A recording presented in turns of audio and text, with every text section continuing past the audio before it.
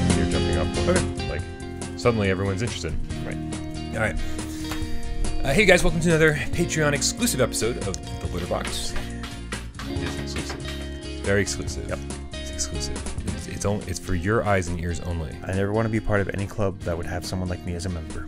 You're not a member. Yes, I'm not. See? There we go. You're a founder. Yep. Although Amanda is. Amanda's a member. Yeah. I've been on the channel for 2.5, 3 years now. She only supports it when she joins the channel. Very strange. I was like, where's Jeremy's donation? I don't know. I know. So we figured, we have these conversations behind the scenes. Yes. We talk about stuff when you're not around, because you're not always around. Not yet, anyways. Oh. That'll be the extra tier of Patreon. Which is like you're gonna be able to watch my apartment camera like 24/7.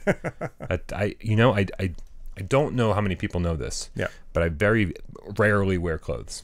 I did not know that. I'm a boxer short guy. Oh, those are clothes. Yeah, but that's it. I'm like I wear boxer shorts and whenever I show the footage on Why We Love PSVR, I always have to chop out the little part of the PlayStation camera showing you in the room. Okay. Because it's just me in my boxer shorts all the time, always. And so like people don't need to see that. Yeah. Not especially not 24/7. Yeah. They're like, what's Brian doing right now? Oh man, he does that a lot. Oh wait, he's at the purple ones now. Like, that can't be healthy. He does that like all the time. It's very strange. I'm not sure how strange it is. I'm lonely. Aww. Oh, it's okay. I'm happy being lonely because I've got lots of game cats to hang out with. So we wanted to talk to you about something. And He's lonely and he can't afford Little Star anymore. Oh, now that it's not free, I can't afford it. You know what? Like, I know we don't want to get into this topic and have a whole litter box episode about porn because mixed company here. Yeah. But everybody watches porn, most everybody, and if you don't, then hey, I'm sorry. You should check it out. It's if you cool. don't, then you're lying. You should probably check it out. Right. It's pretty awesome. You can't touch an internet-enabled device without coming across porn. Yeah, even accidentally. And if you're really good and you hit that $20 a month Patreon donation tier, I will tell you this story about how I dated a porn star. And we still text. It's a thing.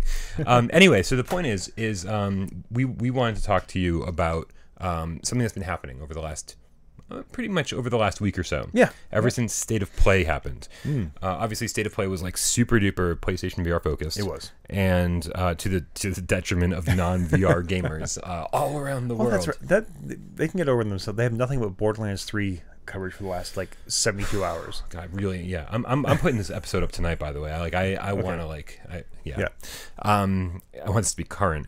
But man, oh man, there's so much positive press about PlayStation VR right now in places you wouldn't expect it from, like fucking Kotaku. Yep. IGN of all places. Upload VR is always positive about VR in general, but not all of the editors usually are. And it's almost like there's been this crazy 180 that happened over the last week since State of Play. Well, yeah, IGN, I think we broke it down, covers the Iron Man experience. I get that backwards. No, Kotaku did Iron Man. Right.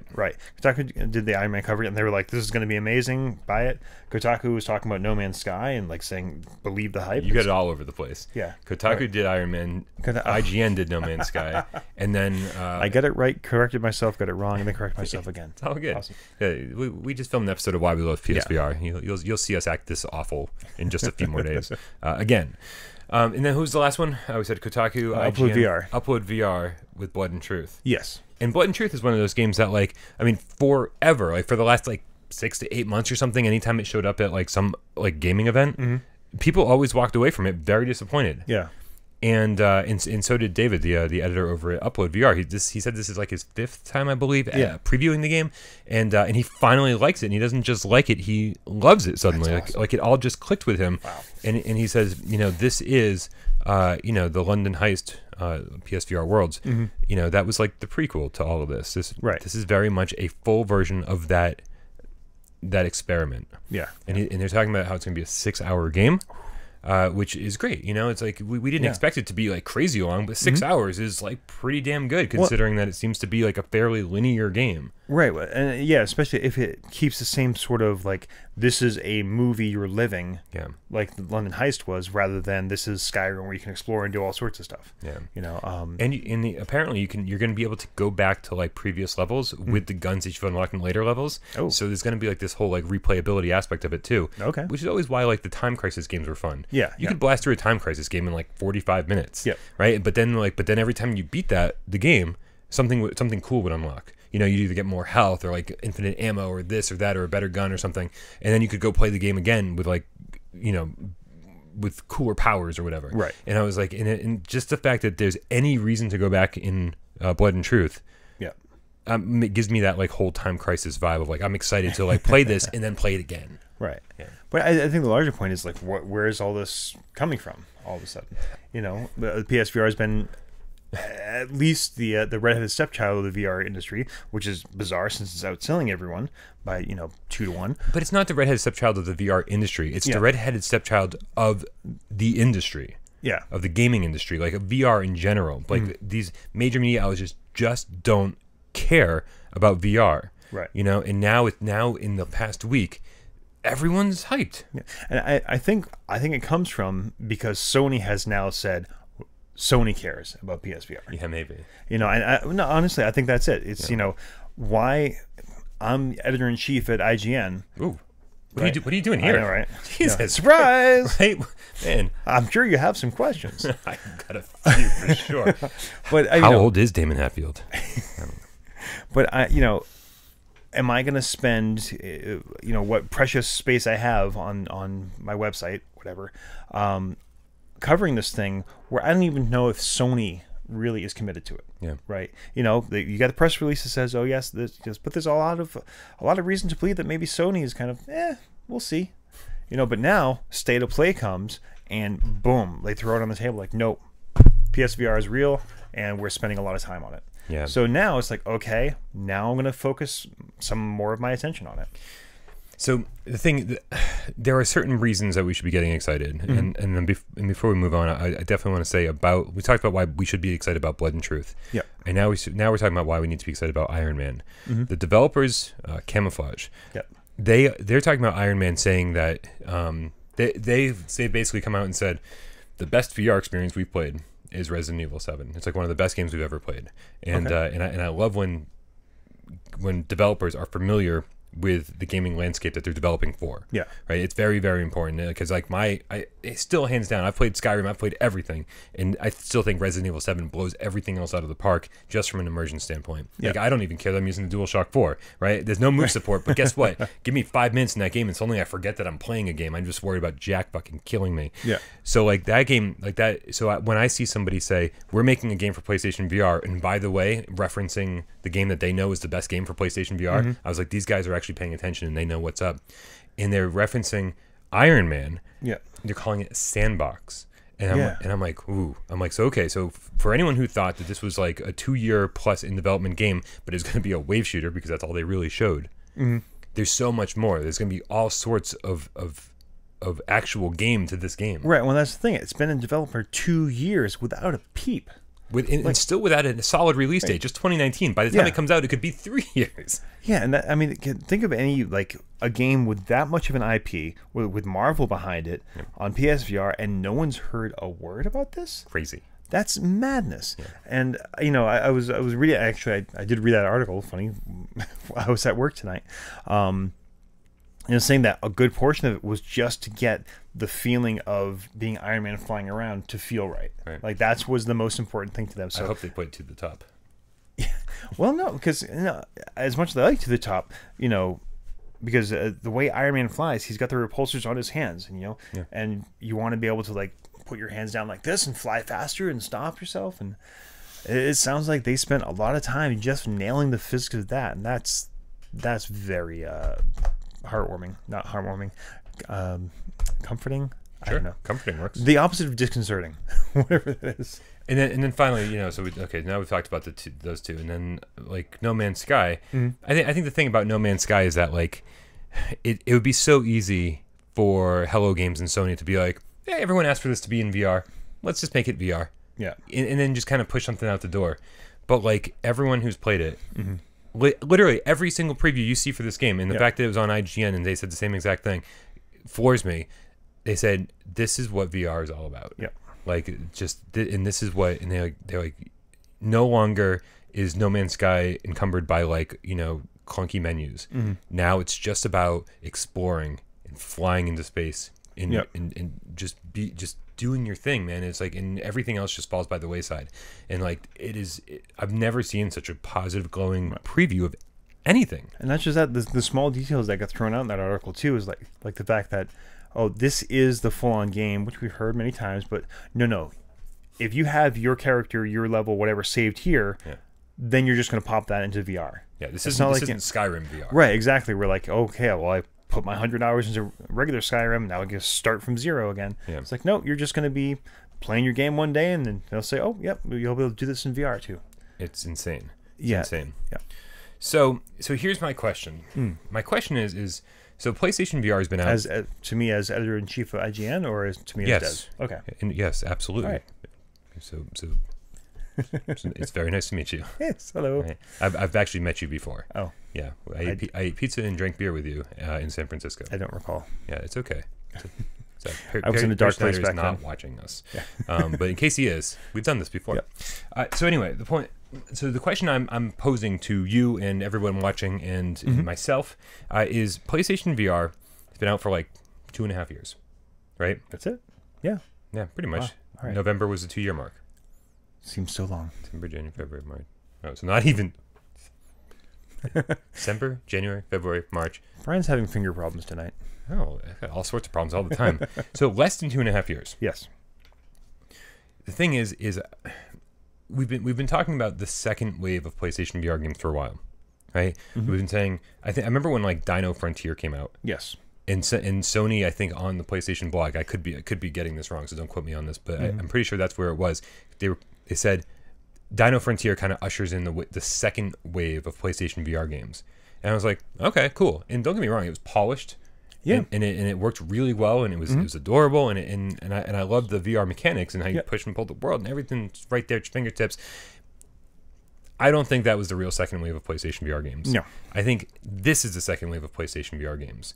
I think this is when I think so often people forget how long it takes to make a game. And we've seen so many games being made for VR, but they're all like small indie games. Right.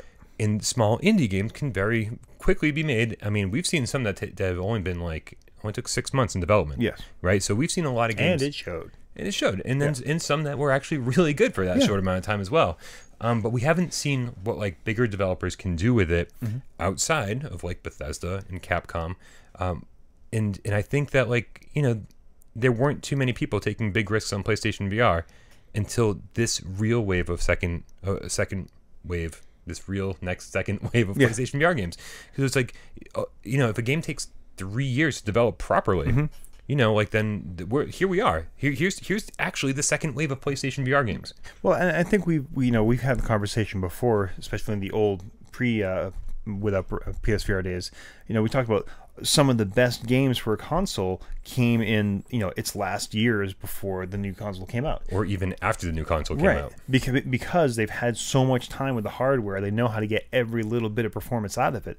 And I think that's what we're starting to see. We're starting to see, you know, these developers with this 2-3 year lead time. They've seen what everyone else has done. They've seen the mistakes that other people have made, and now they're like, oh, all right, now we're getting a handle on this. Right. You know, so yeah, very exciting.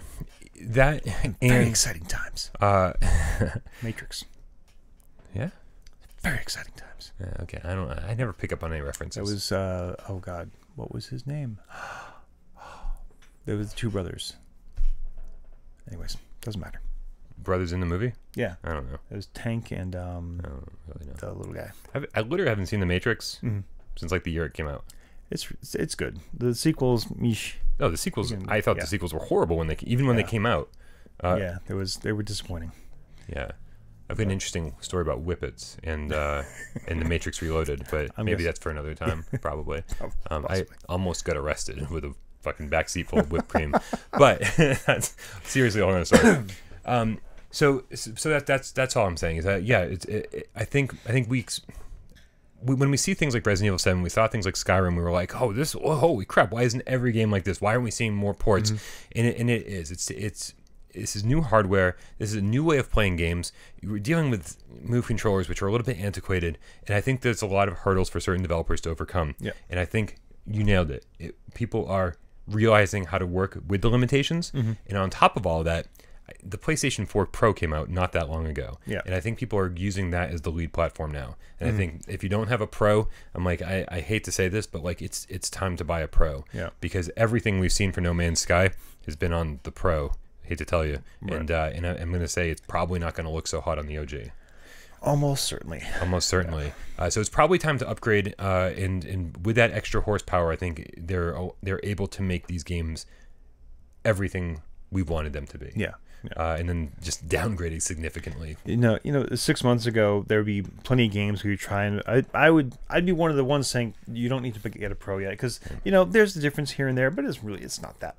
We're Borderlands, Zing, Monster of the Deep. Even Monster of the Deep, for God's sake. There is a noticeable difference, and Zing goes from being a really nice, well-crafted game to something that's like, oh, this is gorgeous. Yeah. So yeah, as much as it's going to hurt my wallet, yeah. And you can trade in your PlayStation 4. PlayStation 4 and get a PlayStation 4 Pro, and I think I've seen people get really good deals. Like it's going to cost you like $200 to get a Pro if you trade in your PS4. So look for those deals. It's probably time to upgrade. But most importantly, I think this is just a really exciting time for PlayStation VR. And to see, we just talked about it on today or yesterday's viewer takeover.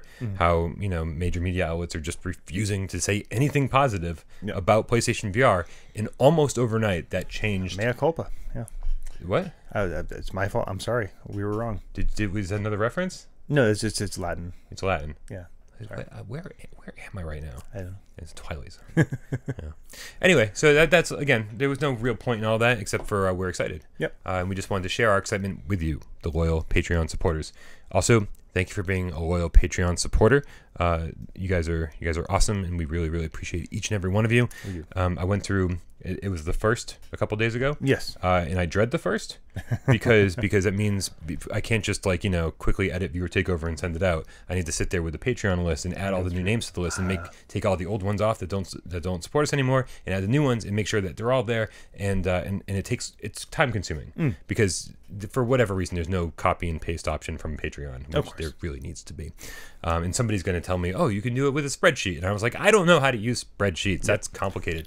And so but at the same time today I woke up crazy early to do it, and I was, like I said, I was dreading it because it takes so much time, but while I was doing it I was like, it was hard to be in any kind of bad mood when I was typing in all the new names. Yeah. And seeing all the names, because you can see, oh, this person's been supporting you for like 24 months, and here's the grand total of everything they've given you, and this person's been doing it for 36 months, and, and holy crap, man, it's heartwarming to see all the people who've been around and just like who really care about this channel, and have been, like, again, we've said it 1,000 times, but like $1 a month adds up, man, when there's a lot of you doing it, and hopefully it's not a big financial strain on you to do that, but man, we really, really appreciate it, and the people who are giving us way more than that, it's like, thank you. That's amazing. Yes. Unbelievable.